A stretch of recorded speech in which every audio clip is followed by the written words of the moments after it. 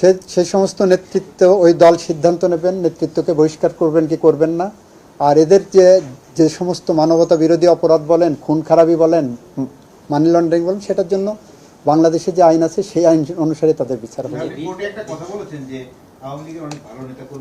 অবশ্যই আছে, অবশ্যই আছে। লক্ষ লক্ষ নেতাকর্মী যাদের, তাদের অনেকেই বিগত 15 বছরে কোনো হালুয়া রুটি পায়নি বা চাইও নি, অনেকে এরকম অনেককে আমি চিনি, চাইও নি।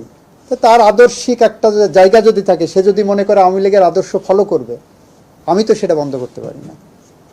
তার মানে কি স্যার আপনি বলতে চাচ্ছেন যে ব্যক্তির দায়ে সংগঠনকে নিষিদ্ধ করা? আমি মনে করি যে এটা এই সরকারের, হ্যাঁ এই সরকার সেটাই মনে করে। উনি রিটটা করতে পারেন না, সেটা আমি বলেছি যে উনার যে অর্গানাইজেশন আসছে সেই অর্গানাইজেশন গঠনতন্ত্র অনুসারে চলতে হবে।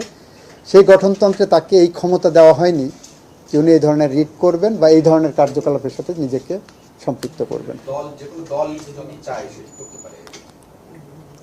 হ্যাঁ, একটা রাজনৈতিক দল যদি মনে করেন সেভাবে কেস মেক আউট করতে হবে, সেভাবে কেস মেক আউট করতে পারে। যেভাবে কেস মেক আউট ওনারা করেছেন, দিস ইজ অ্যাবসলিউটলি মিসকনসিপ্ট।